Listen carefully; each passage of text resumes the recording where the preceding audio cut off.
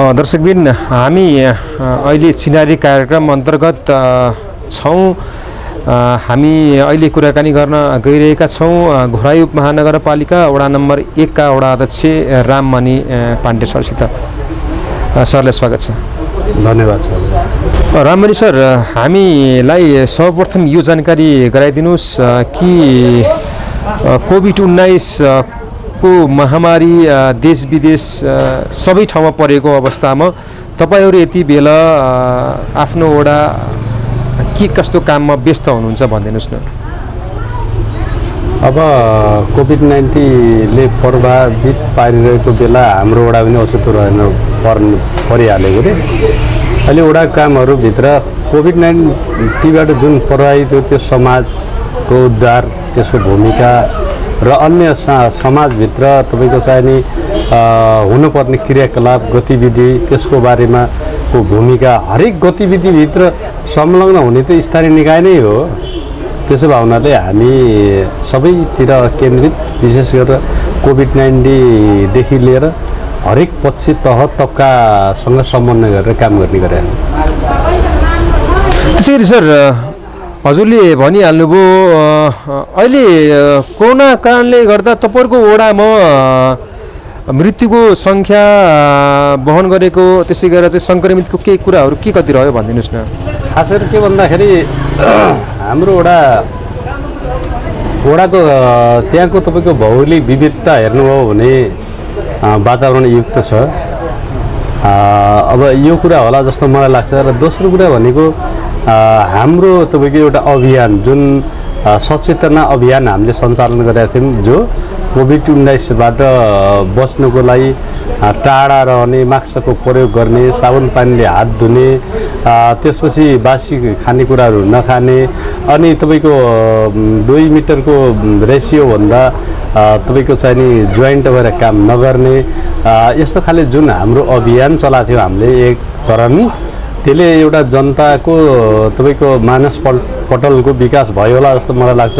त्यसले गर्दा हाम्रो वडामा त्यस्तो कोभिड-19 बाट प्रभावित भएर बिरामी परेर उपचार गर्न जानेको संख्या भनेको सरदर तपाईको 5 देखि 7 जना भन्दा परेन र मृत्युको संख्या पनि त्यस्तो परेन।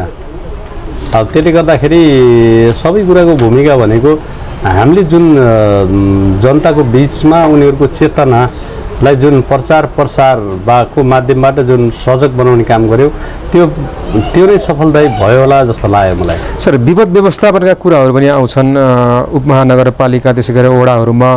अहिले फेरि बाढी पहिरोको विशेष समस्या पनि रह्यो हाम्रो नेपालमा। तपाईहरुको वडालाई के कति छोयो, तपाईहरु त्यसका लागि के कति तयारी हुनुहुन्थ्यो र समग्रमा कस्तो रह्यो अहिलेको यो बर्खा सिजन? नै यो विपद अब हाम्रो वडालाई प्रकृतिले छोड्ने कुरो त भएन। यो अहिलेको वर्षात गत वर्षहरुको तुलनामा धेरै वर्षात भयो। यसले सामान्यतः कसैको घर मतलब बगाएर अथवा पशु चौपाए बगाएर छेदविच्छेद नपारे तापनि विशेष त यसले के गर्यो भन्दाखेरि खेतीबारी का जग्गाहरू तपाईको कटान गर्ने, त्यसपछि भइरहेका बाटाहरू जुन बनाइएको थियो त्यो कच्ची बाटाहरू खोल्ने, त्यसलाई बिगार्ने, भत्तापुङ्ग पार्ने, यातायातमा अवरोध हुने किसिमको दरार पैदा गर्ने, त्यसपछि उत्पादनशील भूमिहरुमा तपाईको चाहिने लागिरहेका तपाईको कुला नहरहरू तपाईको बगाएर लगिदिने, हरेक चीजलाई चौतर्फी तरिकाले तपाईको चाहिने यो प्राकृतिक प्रकोपले परार गरेको तपाईको चाहिने महसुस भइरहा। सर, फेरि अहिले विवादमा आयो यो कुरा, यो घोराई मुरकुटे बाटो सडक भन्ने कुराहरू, विभिन्न अब ढुङ्गा गिट्टीका उत्खननका कुराहरू पनि आए हैन सर? यो खास के हो, हजुरलाई के कति जानकारी छ भनिदिनुस् न। खास कुरो के भन्दाखेरि यो भनेको सबैभन्दा मलाई लाग्छ दाङमा सिमेन्ट उद्योगहरू धेरै खुले छन्। त्यो खुल्नुको प्रमुख कारण भनेको खानी हो।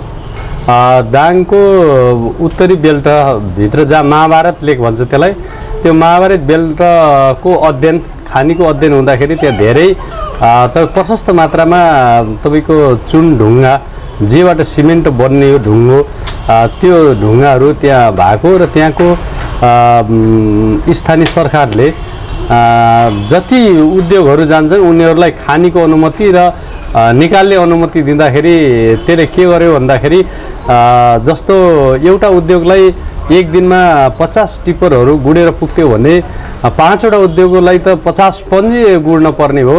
तर हाम्रो अवस्था स्थिति भने कस्तो भने 50 भए ठिक हुने, तर तपाईँको चाहिँ नि लगभग 200 हुँदाखेरि के हुने भयो भने बेठिक हुने भयो नि त। कसैले पनि तपाईँको चाहिँ नि 25 किलो भारी बोक्ने मान्छेलाई अथवा 25 किलो कुनै पनि चिज पचाउन सक्ने वस्तुलाई तपाईँको सयौँको सङ्ख्यामा थोपार्दै भने त्यसले के परिणाम लिन्छ भनेको के हो भन्दाखेरि त्यसले भनेको त तपाईँको चाहिँ नि हरास गर्ने, सक्ने, खतम पार्ने भन्दा अर्को परिणाम दिने कुरा त हुन्न।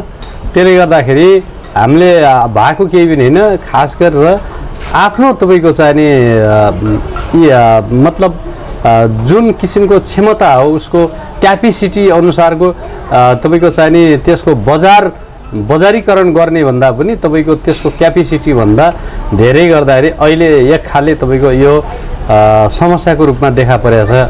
र यो समस्याको साथमा यसको विकल्प भनेको अब यो छलफल हल्ला चर्चा मतलब एउटाले अर्कोलाई तपाईँको आरोप प्रत्यारोप भन्दा यसको सही निकास भनेको फेरि वैकल्पिक मार्ग हो।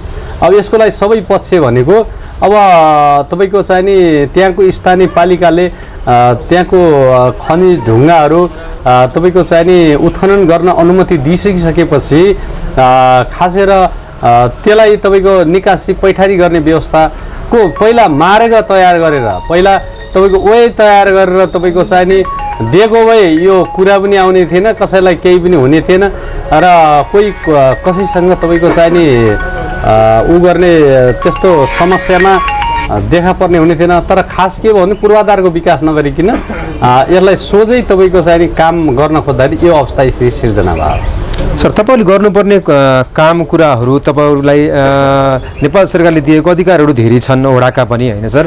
विशेष गरी यो गएको आर्थिक वर्ष 2017-78मा भएका उपलब्धिमूलक कामहरू के हुन् र अहिले तपाईँहरूले कुन कुन कामलाई वडाका कामलाई विशेष प्राथमिकताका साथ अगाडि बढाउनु भएको छ? नै खास गरेर के भन्दाखेरि हामी त विशेष गरेर काम त धेरै नै गरिन्छ, तर हामीले मेन भनेको त शिक्षा, स्वास्थ्य, रोजगार, तपाईँको चाहिँ नि आय आर्जन, मतलब कसरी आफ्नो जनसमुदायहरूलाई सङ्गठित गर्न सकिन्छ, उनीहरूलाई हरेक कुराले तपाईँको अपनत्व बनाउन सकिन्छ। अब त्यो किसिमको भूमिका वडाले चौतर्फी चारैतिर एउटा 1 2 3 4 भन्ने त्यसको तपाईँको गणनाको हिसाब भन्दा पनि हामीले पहिलो प्रायोरिटी भनेको तपाईँको स्वास्थ्यलाई, त्यसपछि दोस्रो भनेको शिक्षा, तेस्रो भनेको तपाईँको चाहिँ नि रोजगार। अब यस्ता कुराहरूको साथमा तपाईँको चाहिँ नि हामीले कार्यक्रमलाई प्रायोरिटी दिएर काम गरिरहेको छ। तपाईँहरूको वडा दुर्गम पनि सडक सञ्जालका कुराहरू के कति सम्पन्न भए? अहिले हाम्रो वडा तपाईँको भौगोलिक लोकालिटीले हेर्नुभयो भने दुर्गम देखिन्छ, तर यो हाम्रो 4 वर्षको पिरियडमा हामीले वडाभित्रको सबै बस्तीहरूमा तपाईँको यातायातको सुविधाको पहुँच बनाइसक्यो। अब हाम्रो वडा सुगम भइसक्यो, अब यो दुर्गम छैन। सुगम भइसकेको अवस्था भन्नुभयो। अब यो वर्ष यो आर्थिक वर्षमा के कस्ता कामहरू सम्पन्न गर्ने सोच छ वडाध्यक्ष हजुरको? यो आर्थिक वर्षमा त हामीले जुन 4 वर्षको पिरियडभित्र गर्न पर्ने कामहरू जे बाँकी रहेको थियो त्यो पुरा गर्ने हामीसँग नयाँ प्लान भन्दा नि मैले अगाडि तपाईँसँग भने खानेपानीको योजना मतलब अधुरो रहेछ नि त्यसलाई सम्पन्न गर्ने, शिक्षाको क्षेत्रभित्र विद्यालयभित्र कुनै भौतिक निर्माणदेखि लिएर हरेक कुरा जे बाँकी छ त्यसलाई पुरा गर्ने, स्वास्थ्यको क्षेत्रभित्र स्वास्थ्यमा आवश्यकता पूर्वाधार विकासको के हो त्यसलाई पुरा गर्ने। अब दोस्रो त्यसै गरेर चाहिँ पहिलो चरणको कोभिड-19ले सबै प्रभावित गरेको अवस्था रह्यो अथवा के कारणले गर्दाखेरि चाहिँ यी कामहरू हुन सकेनन् जस्तो लाग्छ हजुरलाई? अहिले गर्न सोच्नु भने कुनै पनि कामको तपाईँको दायरा हुँदैन, सीमा हुँदैन। जब काम गर्न सुरुवात गर्यो भने बल्ल त्यसको सीमा हुन्छ, दायरा निर्धारण हुन्छ र त्यो एउटा उद्देश्य हुन्छ, त्यसको लक्ष्य हुन्छ। त्यो उद्देश्यमा पुग्नको लागि समय लाग्छ। अब हामी खास गरेर के हो भन्दाखेरि त्यो उद्देश्यमा पुग्नको लागि नै यो समयको निरन्तरता हो। त्यो अनुसार जान खोजेको। सर अहिले वडाहरूमा विभिन्न स्थानीय पालिकाहरूमा देखिएको समस्या कर्मचारी र जनप्रतिनिधिको राम्रो सम्बन्ध पनि नहुनु भन्ने कुरा हामीले सुन्छौँ सर। कतिको हजुरले यसलाई मनन गर्नुभएको छ? मलाई त्यस्तो लाग्दैन। मेरो कर्मचारीहरू तपाईँहरू गएर सोध्न सक्नुहुन्छ, बुझ्न सक्नुहुन्छ। मलाई त्यस्तो लाग्दैन। 1 फिट तपाईँको छैन, कुनै कुराको त्यस्तो छैन। सर अहिले तपाईँहरूलाई लाग्ने आरोपहरू जनगुनासाहरू के हुन् भने विभिन्न अब सामान खरिदको प्रकरण होस् अथवा टेन्डर प्रक्रिया अथवा उपभोक्ता समिति गठन भयो अथवा चिया नास्ता खाँदा समेत पनि भ्रष्टाचार हुन्छ अथवा अनियमितता हुन्छ भन्ने कुराहरू सुन्ने गर्छौँ सर। यसलाई हजुरले कसरी स्पष्ट पार्न सक्नुहुन्छ? अब खास गरेर के हो भन्दाखेरि यसमा जो मान्छेहरू त्यो क्रियाकलापमा तपाईँको भूमिका गर्छन् त्यो कसरी हुन्छ भन्ने कुराको जवाब दिन सक्दो होलान्। अब मेरो बारेमा भन्नुहुन्छ भने मैले अहिलेसम्म कुनै तपाईँको चाहिँ नि त्यस्तो उपभोक्ता समिति गठन गर्ने प्रक्रियाभित्रको राज्यको सिस्टमभित्र उसले दिएको ऐनभित्र तपाईँको उपभोक्ता समिति गठन गरिदिने अनि सम्झौताको प्रक्रियामा अगाडि बढाइदिने अनि उसले गर्ने काम भनेको राज्यले खटाएको तपाईँको चाहिँ नि प्राविधिकको इस्टिमेट डिजाइन अनुसारको काम सम्पन्न गर्ने र फेरि त्यसले भनेअनुसारको काम सम्पन्न गर्यो भने भुक्तानीलाई सिफारिस गर्ने यति काम गर्ने गरेको छु। त्योभन्दा फरक बाट र कहाँ के लाभको कुराहरूमा तपाईँ जो कोही तपाईँ पब्लिकलाई गएर बुझ्न सक्नुहुन्छ। म त्यो बाटो पनि ध्यान पनि गरेन र म त्यो केमा संलग्नै छैन। त्यसो भए हुनाले यसको जवाब दिन त्यहाँभन्दा म अगाडि जान सक्दैन। सर कृषि का उर्वर भूमिहरू पनि तपाईँहरूको वडामा छन् होला। कृषिलाई भनेर के कस्ता प्राथमिकताका कुराहरूलाई अगाडि बढाउनु भएको छ? कृषिमा खास गरेर के भन्दाखेरि हाम्रो वडाभित्र भौगोलिक भू बनावटको कारणले गर्दाखेरि त्यहाँ धेरै सिँचाइ नहुने क्षेत्र छन्। तपाईँको चाहिँ नि सिँचाइ भएको पर्याप्त सिँचाइ भएको भनेको थोरै सानो क्षेत्रफलहरू छन्। हामीले के गरेका छौँ भन्दाखेरि जहाँ जस्तो उत्पादन हुन्छ जस्तो किसिमको भूमिका खेल्न सकिन्छ त्यस्तो ठाउँ किसानहरूलाई त्यसमा भूमिका निर्वाह गर्ने। जस्तो कुनै तपाईँको पहाडको एरिया छ खरखर्यानहरू छ भने त्यहाँ किसानहरूलाई बाख्रा पाल्नको लागि प्रोत्साहित गर्ने। त्यसपछि त्यस्तो पानी विकट भएको ठाउँमा बेसारको खेती गराउने, अदुवाको खेती गराउने अनि तपाईँको पिँडालुको खेती गराउने र तपाईँको यो बेला तपाईँको वैशाखदेखि अप्रिल जेठ तपाईँको कार्तिकसम्म हुनुको लागि खुर्सानीको खेती गराउने। पानी भएका क्षेत्रहरूमा तपाईँको प्याजको उत्पादन गर्न लगाउने, लसुनको उत्पादन गर्न लगाउने। यस्तो भूमिकाभित्र तपाईँको त्यस्तो समूहहरू गठन गर्ने, त्यसलाई दर्ता प्रक्रियाभित्र तपाईँको चाहिँ राख्ने र राज्यले त्यस्ता समूह सहकारीलाई कार्यक्रम त्यस्तो अनुदान 50% अनुदानहरू भएको ठाउँमा तपाईँको इस्टिमेट तयार पार्नको लागि सहयोग गर्ने अनि त्यहाँसम्म किसानहरूको पहुँच बनाइदिने। त्यहाँबाट राज्यबाट भएको अनुदान आफ्नो त्यहाँको बस्ती लेभलसम्म पुर्याउने। यस्तो भूमिका हाम्रो वडाभित्र प्रशस्तै भएछन्। मैले मेरो पिरियडभित्र मात्रै तपाईँको 9वटा तपाईँको कृषक समूहहरू बनाएर दर्ता प्रक्रिया गराएर उनीहरूलाई तपाईँको ठुलो हब तपाईँहरूले चान्ने चुन्ने होइन। म 20-30 बिघामा पिँडालु खेती पनि गराएको छु। अहिले गएर पनि हेर्न सक्नुहुन्छ। तपाईँको 5 बिघा 7 बिघामा तपाईँको बेसार खेती गराएको छु। तर त्यो तपाईँको समूहको माध्यमबाट समूहले नै गरे हामी त्यहाँका किसानहरू आबद्ध भएर नै गरे, असङ्गठित होइन सङ्गठित भएर गर्ने गरे हामी। त्यसो भए हुनाले कृषि क्षेत्रभित्र ठुला तपाईँ बाख्राहरूभित्र नै हाम्रो तपाईँको परम्परा रैथाने तपाईँको चाहिने बाख्राहरूभन्दा बोरका तपाईँको जातका तपाईँ क्रस बोकाहरू तपाईँको उपलब्ध गराइदिएर तपाईँको बाख्राभित्रको बोरबाट हुने उत्पादन र त्यसले दिने तपाईँको केजीको तपाईँको मेन्टेन क्षमताको उनीहरू चेतना अभिमुखीकरण गराएर त्यसपछि तिनीहरूमा रोग व्याधदेखि लिएर हरेक कुराको तालिमको तपाईँको उपलब्धता गराइदिएर यस्तो खाले तपाईँको भूमिका तपाईँको चाहिँ त्यहाँ निर्वाह गराउने काम गरिरहेको। सर आय स्रोतको बाटो अथवा आय स्रोतको एउटा कुरो भनेको धार्मिक त्यसै गरेर पर्यटकीय स्थलहरू पनि हुन्। के कति रहेका छन् हाम्रो वडामा? पर्यटकीय स्थलको हिसाबले हेर्नु भने हाम्रो वडा धेरै धनी छ। किन भन्दाखेरि यो वडामा तपाईँको चाहिँ नि पुरानो तपाईँको महाभारतको किताब पढ्नुभयो भने पनि महाभारत लेख भन्ने हाम्रै वडामा तपाईँको चाहिँ स्टार्टिङ पोजिसनमा बसेर देख्नुहुन्छ उत्तरतिर हेर्नुभयो भने त्यसपछि तपाईँको हाम्रो दुईवटा ठुला प्राकृतिक जलाशय त्यस्तो तपाईँको मानव निर्मित होइन आफै प्राकृतिक जलाशय छन् जसलाई तपाईँले चरिङ्गे दह भोटे दह भनेर चिन्न सक्नुहुन्छ। त्यसै गरी अहिले हामीले नयाँ निर्मित तपाईँको ताल त्यो पनि तपाईँको जलाशय बनाएको छौँ जो चेपी ताल भन्दा मलाई लाग्छ दाङमा त्यति ठुलो जलाशय त्यत्रो ताल छैन जहाँ अहिले तपाईँको बोटहरू घुमिरहन् दिनमा तपाईँको 50-100जना तपाईँको बाहिरबाट तपाईँको आगन्तुकहरू त्यहाँ मतलब आन्तरिक टुरिस्टहरू त्यहाँ जाने तपाईँको त्यो बोटमा तपाईँको नाच्ने माथिको ताल तलैयामा जाने तपाईँको घुम्ने त्यसपछि एउटा हामीले 500 सिँढी तयार गरेका छौँ तपाईँको जहाँ माथि एउटा ठुलो विशाल तपाईँको दुर्गा देवीको मन्दिर निर्माण भएको छ त्यहाँ पूजापाठ गर्ने त्यहाँ भक्तजन मान्छेहरू जाने त्यस किसिमको वातावरण सिर्जना गरेका छौँ भने हाम्रो त्यहाँको बिचभित्र भएको वन वातावरण तपाईँको चाहिँ वातावरणको हिसाबले हुने तपाईँको जुन पर्यटन उद्योगहरू हुन् त्यो भूमिकाभित्र 1 नम्बर वडाले धेरै फड्को मारेको छ धेरै अगाडि बढाएको छ। सर बजार भनेको विकासको एउटा मूल तत्त्व पनि को रूपमा लिने गर्छौँ सर होइन बजार विस्तारका कुराहरू कम भए तपाईँहरूको वडामा भन्ने कुरा छ नि सर कसरी लिनुभएको? बजार विस्तारको कुराहरू भनेको तपाईँको पहिलो त तपाईँको बजार विस्तार हुनको लागि भनेको यातायातको पहुँच हो र ठुलो तपाईँको बजारको तपाईँको नजिकमा रहेका क्षेत्रहरू अँध्यारो मतलब त्यस्तो ओझेलमा परिरहन्छ जहाँ कि हाम्रो घोराईको बजार जहाँ विशाल बजार छ त्यो बजार भनेको हाम्रो बस्तीबाट बाइकबाट मात्रै तपाईँको गयो भने 20-22 मिनटमा अहिले पुगिन्छ। त्यसले गर्दाखेरि विशाल बजार एकातिर भइरहेको बेला कुनै बस्तीहरूमा ठुलो बजारको विकास हुने सम्भावना कम हुन्छ एउटा पाटो। दोस्रो पाटो भने के भन्दाखेरि भर्खरै हामीले बाटोको स्तरीकरण गरेका छौँ बाटो तपाईँको चाहिँ नि पिच भइसकेको छ र हामीले खोलामा तपाईँको त्यो पुल जोड्ने काम भएको छ।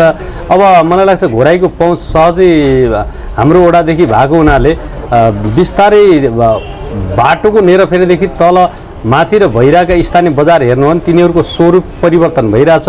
पहिला तपाईँको इँटाका गारे घरहरू हुन्थेन अहिले तपाईँको चाहिँ पिल्लरवाला घरहरू निर्माण भएको देख्न सकिन्छ र पहिला आजभन्दा 4 वर्ष पहिला तपाईँको चाहिँ नि 20वटा पसल थियो भने अहिले तपाईँको 80देखि 90वटा पसल भइसकेका छन् र एउटा तपाईँको चाहिँ नि ट्युब टाल्न पर्यो भने घोराई बजार दगुर्ने यहाँका नागरिकहरू अहिले गल्ली गल्लीमा भेटिरहेछन्। यसलाई तपाईँ के हो भन्दाखेरि अहिले देख्दा झट्टै सुनौलो एकदम ट्याक्कै नाच्ने बजार नदेखे पनि यसको बजारको भोलिको दिनमा विकास हुन्छ भन्ने सम्भावनाको विकास भएको छ।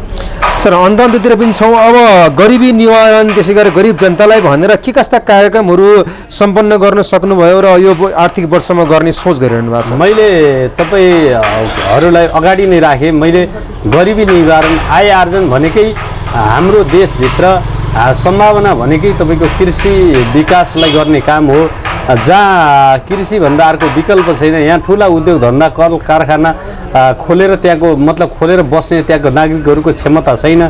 त्यसो भए हुनाले मैले अगाडि नै भनिसकेको छु कि यहाँ तपाईँको बाख्रा पालन व्यवसाय फलफुल खेती त्यसपछि गएर जडीबुटीहरूको खेती मैले अगाडि तपाईँलाई स्याम्पल दिएँ अदुवाको खेती बेसारको खेती त्यसपछि एउटा गएर तपाईँको चाहिँ नि पिँडालुको खेती त्यसपछि गएर तपाईँको चाहिँ नि फलफुलतिर म केजी बेलौतीको खेती यस्ता कुराहरू युवाहरूलाई भनेर के कस्ता कार्यक्रमहरू अथवा स्वरोजगार कार्यक्रम युवा लक्षित कार्यक्रम नै हो नि त। युवा नै तपाईँको कृषि व्यवसाय क्षेत्रभित्र उन्मुख गराएर उनीहरूलाई तपाईँको के भन्दाखेरि आवश्यक पर्ने तपाईँको चाहिँ नि स्रोत साधनहरू जुटाइदिने तिनीहरूलाई सङ्गठित भनेकै समूह भनेकै त्यो तपाईँको सङ्गठन नहो नि तिनीहरूको टिम बनाइदिया हो नि। यहाँ कसले तब हजुरहरूले के बुझ्नु भने त्यो 60देखि 70 वर्षको मान्छे समूह बनाइदिए त होइन नि त। त्यहाँनिर त युवा युवतीहरू राखेर त्यो किसिमको नेपाल सरकारको विधि विधानभित्र राखेर अनि हरेक निकायबाट हरेक वडादेखि लिएर हरेक तपाईँको मन्त्रालयसम्मको कार्यक्रमलाई इन्भल्भ गर्ने तपाईँको चाहिने भूमिकाभित्र राखेर नै भूमिका खेले हो नि त। सर वडा त यो भनिदिनुहोस् 2 नम्बर वडा त्यसै गरेर अन्य वडाहरू पनि तपाईँहरूको वडासँग जोडिएका छन् होला होइन? उहाँहरूको र तपाईँहरूको बिचको बेला बेलामा समन्वयहरू सहयोगहरू के कस्तो भइरहेको हुन्छ? समन्वय हुन्छ सहयोग हुन्छ। अब तपाईँको यसमा अब यस्तो हुन्छ तपाईँको विकास निर्माणको काम कार्यशैलीभित्र बजेटको कुरामा समन्वय हुने कुरो भएन के अरे आफ्नो ठाउँमा आफ्नो क्षेत्रमा मात्रै गर्ने भन्दा अर्को विकल्प यो संहिता एउटा यो रहेछ होइन अरू काममा तपाईँको सहयोग चाहिएको बेला आवश्यक परेको बेला समन्वय सम्पर्क हुने गर्छ अन्तमा सम्पूर्ण आफ्ना वडावासी घोराई उपमहानगरवासी त्यसै गरेर यो टेलिभिजन हेरिरहनु भएका दर्शकबिनलाई कोभिडलाई पनि मध्यनजर गरेर आफू वडा अध्यक्षको नाताले के भन्न चाहनुहुन्छ म अन्तमा सबै दाजुभाइ दिदीबहिनीहरू सबैलाई नमस्कार भन्छु त्यसमा सबैको तपाईँको शुभकामना व्यक्त गर्दछु के को भन्नुहुन्छ तीजको दसैँको तिहारको होइन